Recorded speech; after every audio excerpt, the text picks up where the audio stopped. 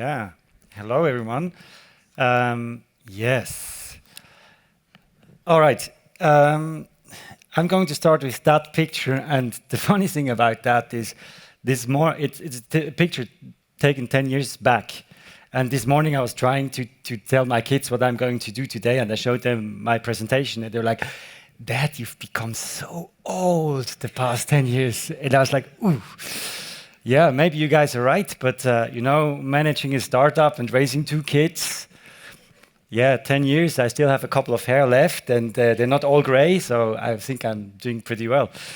So yeah, no, the history of that picture is the following. Like Eric in the center and myself, we used to work in the chocolate industry. So we were in the management board of one of the largest Swiss chocolate manufacturers, and basically it was our job to travel around the globe and to work with small-scale farmers, Latin America, Africa, Southeast Asia, and to purchase their cocoa beans, and also to develop sustainability programs with them.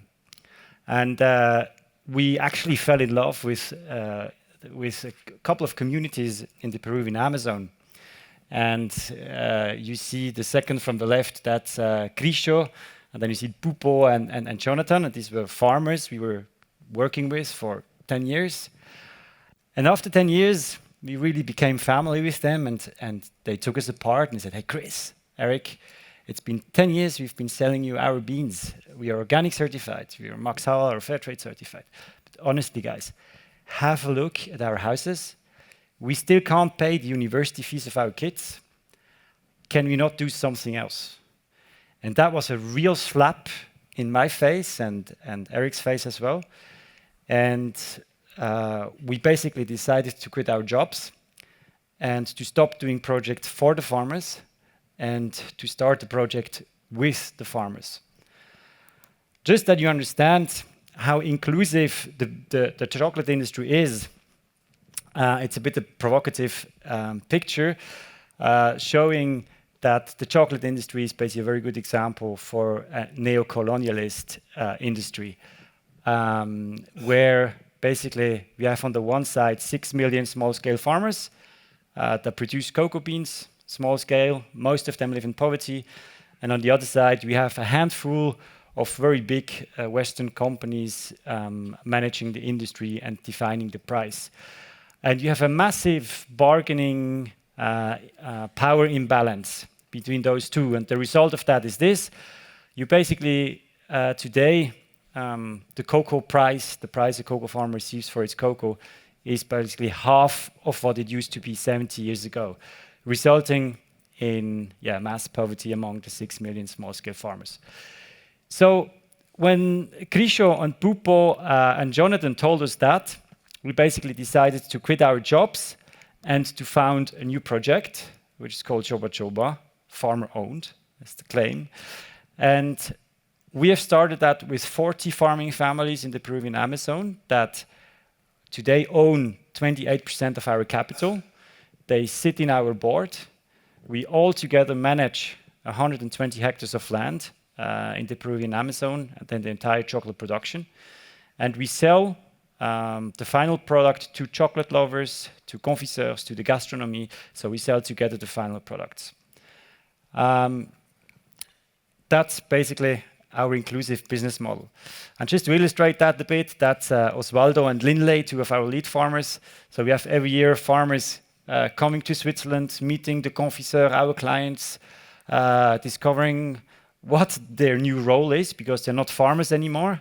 They're entrepreneurs, chocolate entrepreneurs, so they need to learn and understand. So we have a whole empowerment program around that.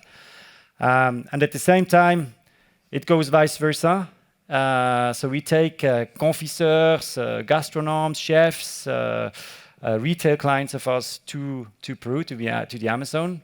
Actually, I'm going back next Monday, so if you guys still have some holidays left and you don't know what to do, you're happy to join the trip.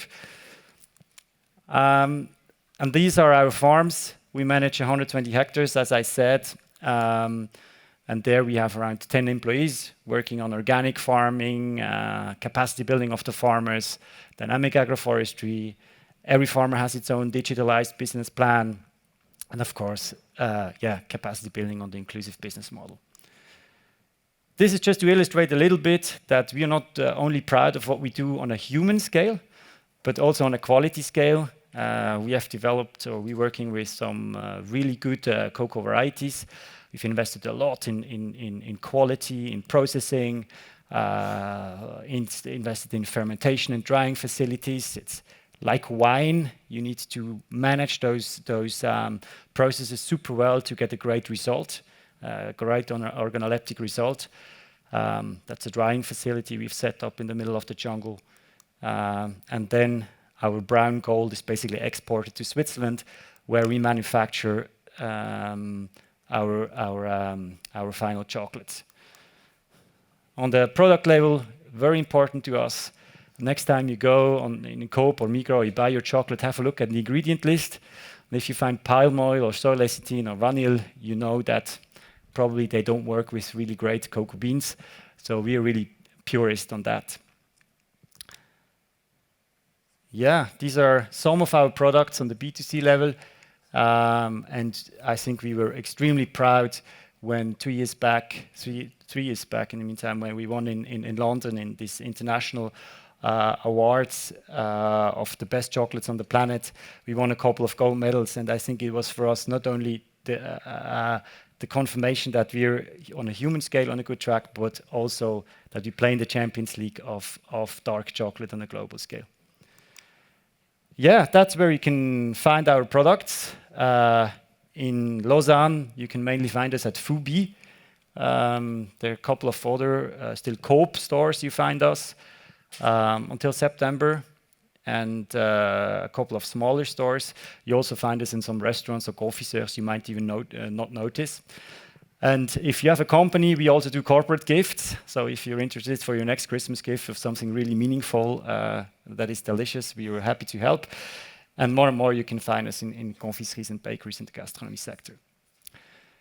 Yeah, my last slide is this one. After 8 years of Choba Choba and a lot of chocolate and losing some hair and getting some gray hair, we have now made the next step. We've developed basically around our farms. We found out that there's still a few thousand hectares of primary forest, and we now are in negotiation with the Peruvian government to get a concession for 10,000 hectares of primary forest. And we're launching this project to protect it for the next 40 years. And we're still looking for partners. So if you know somebody interested in joining us on that project, being on the financial side or being on the expert side, I'd be really happy to talk to you. Yeah, if you want to get in touch, we are really happy to exchange, to learn from you, to exchange. Be happy to get some feedbacks.